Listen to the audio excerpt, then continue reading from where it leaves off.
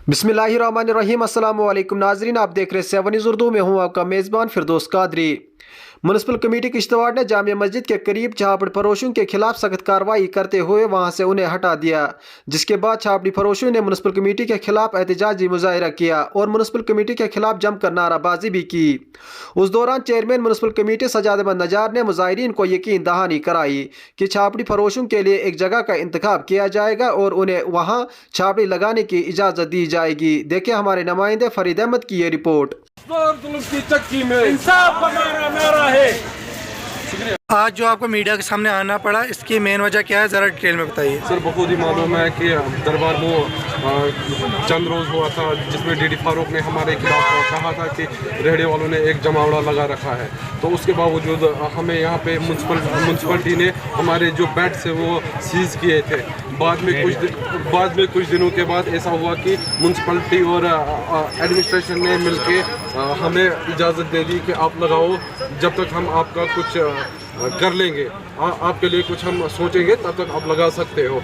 उसके बावजूद ये होता है कि यहाँ पे हमारे औकाफ इस्लामिया को थोड़ी सी कुछ शायद प्रॉब्लम ही हो गई कि यहाँ पे हम लगा रहे थे, तो अभी हमारे जो चेयरमैन है तो उन्होंने यही कहा था कि हम एलजी इंतज़ामिया और डीसी साहब से हम यही बात कर लेंगे, तो बाकी आपके लिए कुछ ना कुछ हम कर ही लेंगे। तो बाकी मैं यही कहना चाहता हूँ कि हमारी जो रोज़ी रोटी है वो इसी पे चलती है। मैं नहीं चाहता हूँ कि कल हम प्रोटेस्ट पे आ जाएं, हमारे बच्चे प्रोटेस्ट पे आ जाएं, क्योंकि 100 से ज़ायद फैमिलियाँ यहाँ पे काम करती है।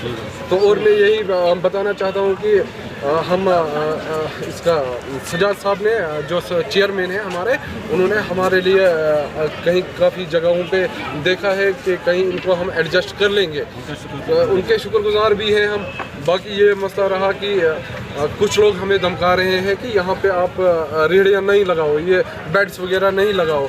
मैं उनसे यही कहना चाहता हूँ कि ये म्यूनसिपलिटी के अंडर है, जैसे हमें म्यूनसिपलिटी कहेगी वैसे हम कर लेंगे। और मैं एक पॉइंट्स में आप और नोट करने चाहिए आपको कि जिस इलाके से हम बिलोंग करते हैं वहाँ पे आज तो आपको पता है कि ड्रग्स का कितना चलता है, लेकिन हम लोग अल्लाह की फजल व करम से बहुत अच्छा है कि हमारे जितने भी ये लड़के हैं कोई ड्रग्स में मुलविस नहीं है, कोई हरकत नहीं, सारे साइलेंट तरीके से अपना काम करते हैं और पढ़े लिखे बाशऊर लोग हैं। जैसे कि मैं हूँ, मास्टर डिग्री करके हैं, गेट क्वालिफाइड हूँ, लेकिन मुझे जॉब नहीं मिली तो मुझे मजबूरन ये काम करना पड़ा।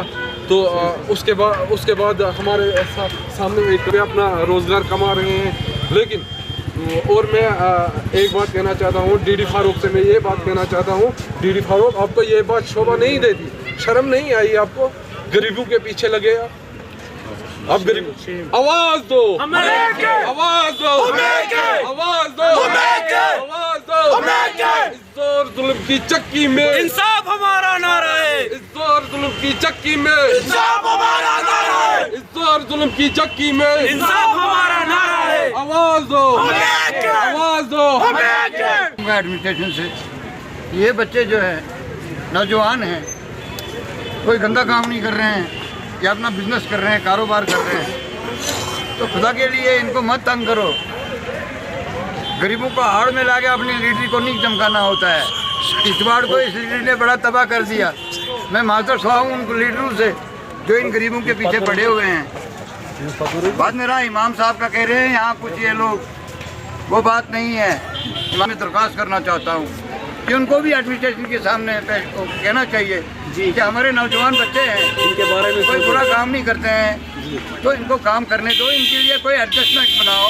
अगर आप यहाँ इनको नहीं बैठने दे रहे हो, कहीं और जगह इनकी अकोमोडेशन बनाओ। आप यहाँ बाहर के लोग जो हैं पूरे अड्डे से मालीपेट से लेके डाक बंगले तक बाहर के लोगों ने यहाँ जमड़वाया बचाया हुआ है, और हमारे बच्चे यहाँ बेकार रहेंगे, पढ़े लिखे बच्चे।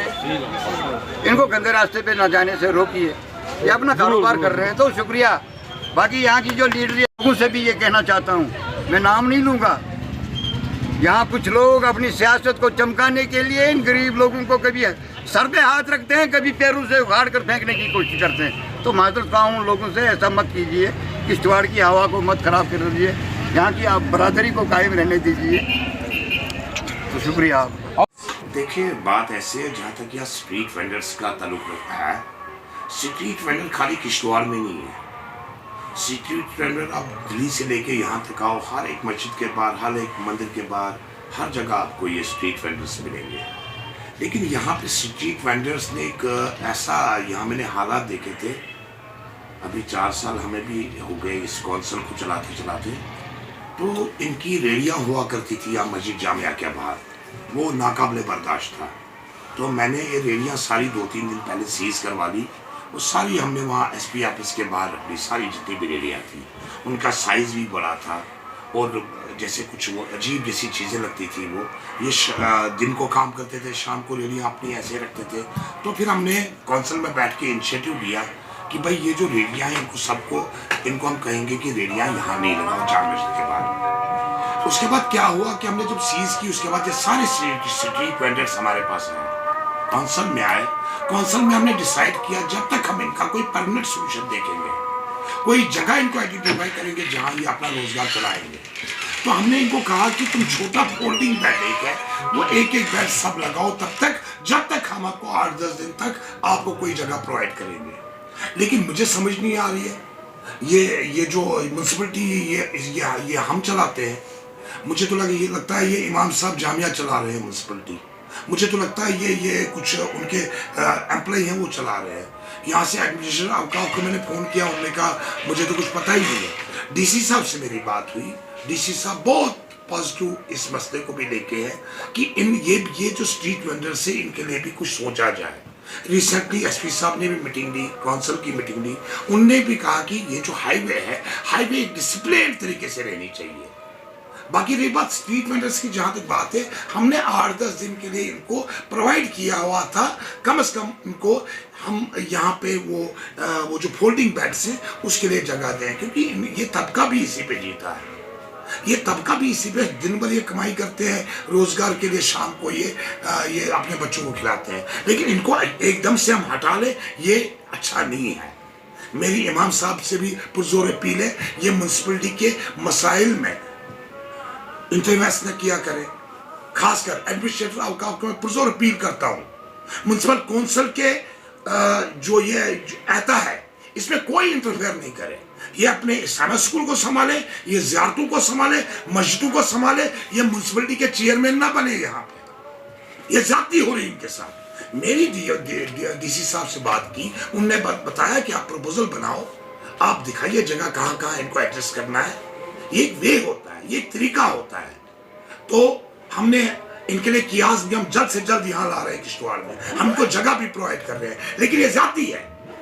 बात सुनिए मेरी बात, उनका कहना है सही है कि म्यूनसिपलिटी ने भी उनको लोन प्रोवाइड किया हुआ है, लेडीज के लिए, खोखास के लिए किया हुआ है। लेकिन जहाँ तक लीगल तरीके की बात है, हमने इनको खोखास खोलने की इजाजत अभी नहीं दी है। जो ये रेडियाँ ये लगाते थे, 2-2, 3-3 रेडियाँ लगाते थे, वो हमने बंद कर दी थी इनको। हमने पर हाउस होल्ड एक 3x6 का बेड लगाने की परमिशन को परसों हमने डिसाइड किया कौंसिल में, तब जाके दिया। लेकिन मुझे समझ नहीं आ रही, यहाँ कौंसिल तो दूसरी बैठी हुई है।